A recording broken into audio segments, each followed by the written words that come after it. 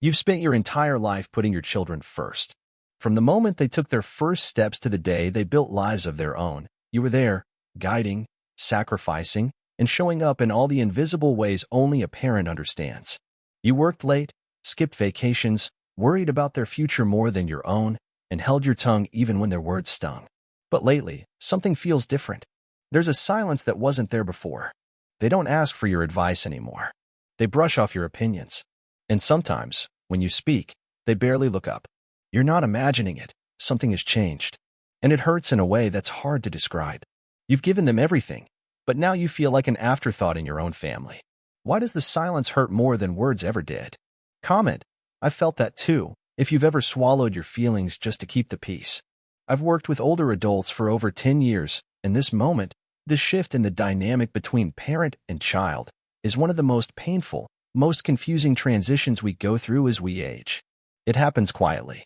Respect doesn't disappear all at once. It fades, little by little, until one day you find yourself wondering, how did I go from being the anchor of this family to someone they barely hear? And more importantly, how do I get that respect back? The truth is, your first instinct may be to get angry or frustrated. You might want to remind them of everything you've done, every sacrifice you made. You might want to raise your voice just to be heard. But from what I've seen over and over again, that rarely works. Getting angry doesn't restore dignity, it just deepens the distance. It confirms what they already believe, that they don't need to take you seriously anymore. So what works instead? There is a better way. A quieter, stronger, more powerful way to regain your place, not through force, but through presence. Not through confrontation, but through calm confidence. In this video, I'll walk you through 6 powerful steps you can take when your children no longer show you the respect you deserve. These are not tricks or manipulation tactics. They are thoughtful, tested strategies rooted in psychology, real family experiences, and years of working with seniors who've walked this exact same path. And each one builds on the next, so stay with me until the end. Before we dive in, I want to hear from you. What was one moment where you realized your child no longer saw you the way they used to? Leave a comment below. I read every one.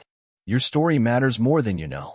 And if this message resonates with you, please take a second to like this video, subscribe to the channel, and tap the notification bell.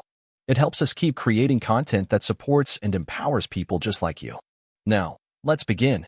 The very first shift is also the most misunderstood, and the one that could change everything. Stop chasing their approval. Here's why that might be the most damaging thing we do as parents as we grow older. Action 1. Stop chasing your children's approval. You may think that by doing everything for your children, saying yes when you'd rather say no, rearranging your schedule for them, keeping your opinions to yourself, you're protecting the peace, maintaining harmony. But here's a hard truth I've seen play out in real families over and over again. The more you bend over backward to gain your children's approval, the less they actually respect you. You think you're building closeness, but you may unknowingly be building a quiet wall of disregard. Why?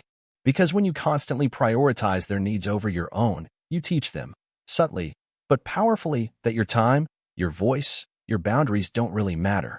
They begin to expect that you'll always give in, always stay silent, always be available. And eventually, they stop valuing what you bring to the table. You think you're showing love, but they're learning to take you for granted. That's why I want to say this directly. The more you try to please them, the faster your value diminishes in their eyes. Let me share a story I'll never forget. Years ago, I met a woman named Margaret. In her younger years, she was bold, sharp, and full of opinions. But as her children grew up, something changed. She started letting them make all the decisions, what time she'd eat, where she would go, what she could say. She kept her thoughts to herself even when they spoke to her dismissively. I just don't want to cause tension, she told me. But the result wasn't peace, it was invisibility. Her children stopped asking what she wanted. They stopped listening when she spoke. They began to see her as someone who would always adjust, always accept, always stay in the background. And I've seen this pattern too many times. When you try to earn love by disappearing, you lose both love and respect. Now, I'm not saying become confrontational, but you must start respecting yourself first. Set boundaries. Speak up when something bothers you. Say no when something doesn't sit right. It might feel uncomfortable at first, especially if you're used to putting others first, but this is how self-respect is built. And self-respect, my friend, is the foundation of how others treat you. Respect is not something you demand. It's something you model. And that modeling begins the moment you stop chasing their approval like a reward you have to earn. You are not a guest in your children's lives. You are a parent, a person, and you matter. If anything in this section resonated with you, drop the number 1 in the comments below. Let me know if you've ever kept silent just to avoid conflict. You're not alone, and your experience is powerful.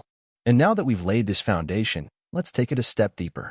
Because even when you stop chasing approval, there's another trap that can quickly sabotage your dignity, arguing to defend yourself. In the next part, I'll show you why fighting for respect often backfires, and how to lead with quiet strength instead. Action 2. Don't argue. Lead by example. We all want to be heard, especially by our children. So when they cut you off mid-sentence, dismiss your opinions, or talk down to you like you don't know anything, your instinct might be to push back, to raise your voice, to prove you're still the parent. I've seen this happen time and time again with the older adults I've worked with. It's natural. You want to remind them of who you are and everything you've done. But here's something I've learned after more than a decade supporting seniors through shifting family dynamics. Arguing doesn't win you respect. It often confirms that you've already lost it. Respect isn't earned through words.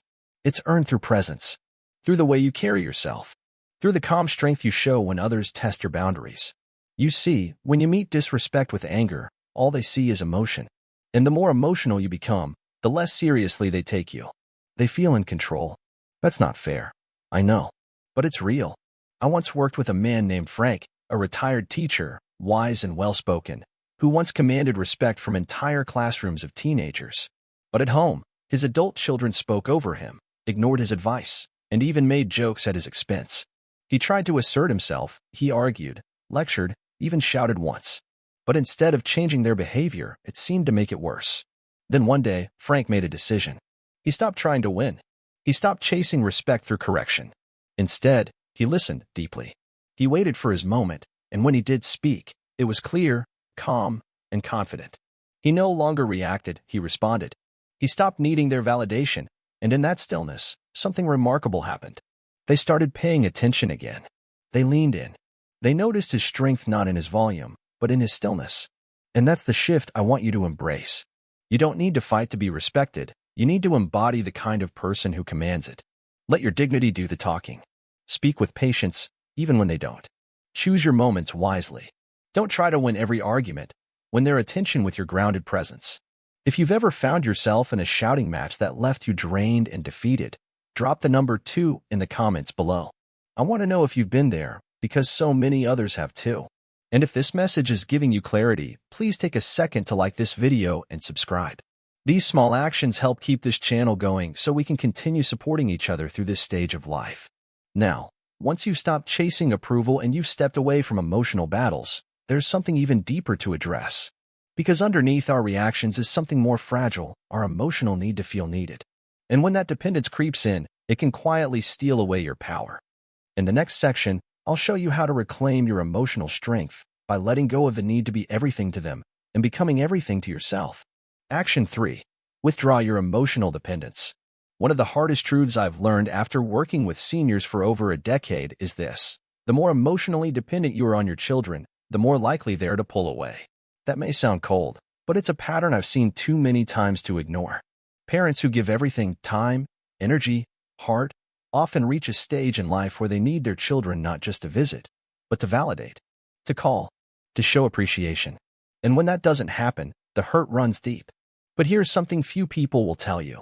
If you need your children to feel valuable, you're handing over the power to define your worth. And that's a dangerous place to live. Emotional dependence creates pressure. And pressure often turns love into obligation. What once was natural becomes a duty, and when something feels like a duty, it loses its warmth.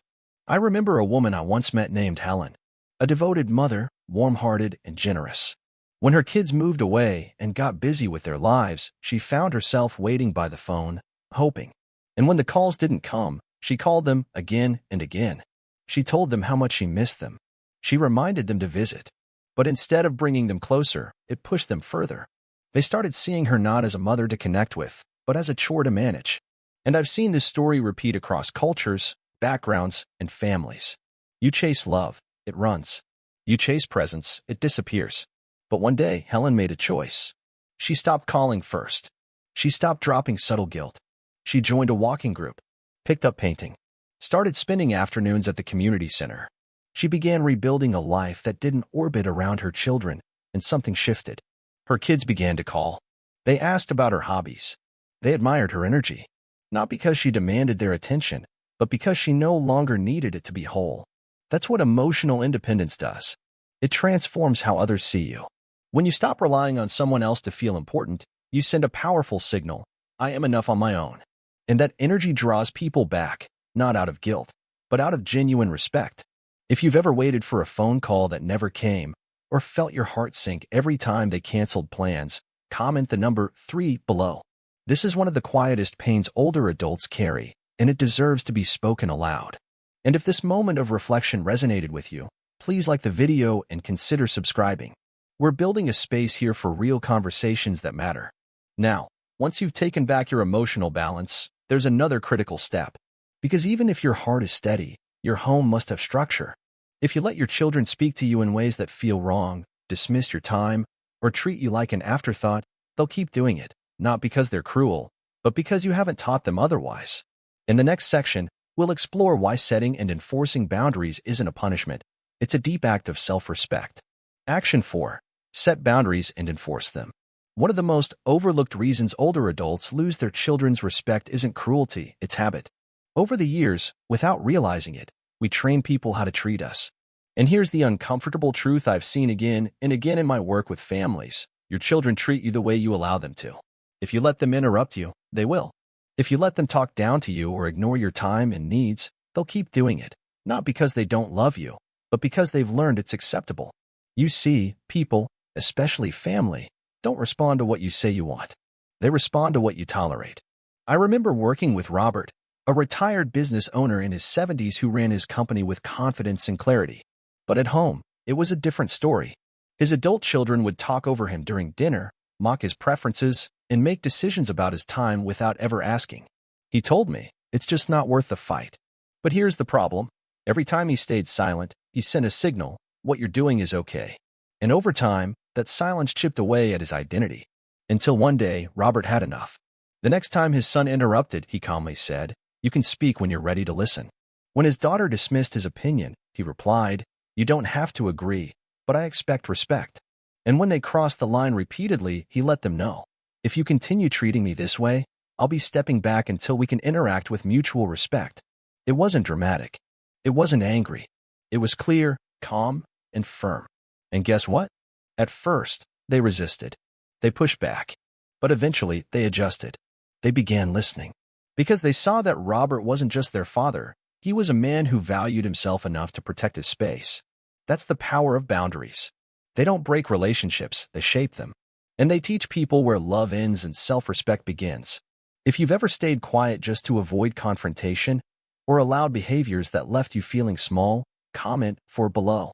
These quiet compromises stack up, and today might be the day you decide to stop stacking. And if this video is speaking to your experience, please like and subscribe. It helps us continue reaching others who need these reminders of their worth. Now, once you've drawn that line in the sand, there's something else that often needs to follow: learning when to stop giving. Because if you keep offering time, help, and kindness to people who no longer appreciate it, you don't build respect, you build expectation. In the next section, we'll talk about why giving without gratitude can erode your dignity and how to reclaim the balance between generosity and self-worth. Action 5. Stop giving without appreciation. As parents, giving comes naturally. You offer your time, your help, your energy, because that's what you've always done. But over the years, something dangerous can begin to happen. You give more than you're thanked for. You support more than you're asked to. And slowly, without even realizing it, the love behind your actions turns invisible. You think you're showing love, but to them, it's become something you're just supposed to do. This is a hard truth, but one I've seen again and again in older adults I've worked with. When you give too much to those who no longer appreciate it, you don't build respect, you build entitlement. What once felt like generosity turns into an unspoken expectation. And here's the hardest part: when you finally say no, they're not grateful for all you've done. They're upset that you stopped. I remember a man named George, a kind-hearted father who always went above and beyond for his children. Need help moving? He was there. Short on money? He covered it. Need a babysitter, a ride, a favor at the last minute? George said yes, even when it cost him time, rest, or peace of mind. But the thanks became less frequent. The asks became more demanding. And when George himself needed help after a surgery, none of his kids showed up. They were too busy. That moment broke something inside him. But instead of confronting them in anger, George did something wiser. He changed his pattern. He stopped offering help unless it was respectfully requested. He stopped bending his schedule without a second thought. And most importantly, he started saying no when it didn't feel right. At first, his children were confused, even annoyed. But over time, something shifted. They began to see him again, not just as a provider, but as a person with limits. They started appreciating his yes, because it wasn't automatic anymore. It had meaning again. If you feel like your kindness has been taken for granted, comment 5 below. I want to hear from you, because I know how painful it can be to give your heart and feel invisible in return. And if this video is helping you reclaim a sense of balance and strength, please like and subscribe. These small acts help grow a community of older adults who are done being overlooked and ready to live on their own terms. Now, once you've learned to give from a place of dignity, not desperation, there's one final, powerful shift left.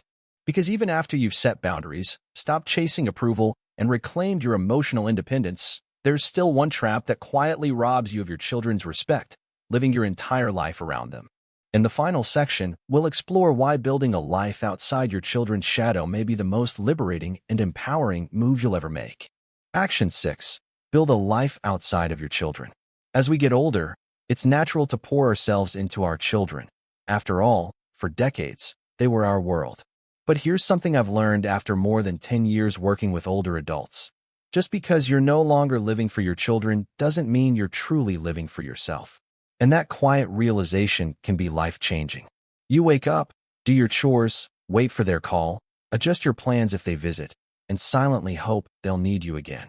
But the more your identity revolves around them, the more they start seeing you as someone who doesn't have much going on without them. And that doesn't inspire closeness, it creates distance. You're not living for them, but are you really living for yourself? That question hit a woman I once worked with, named Lillian.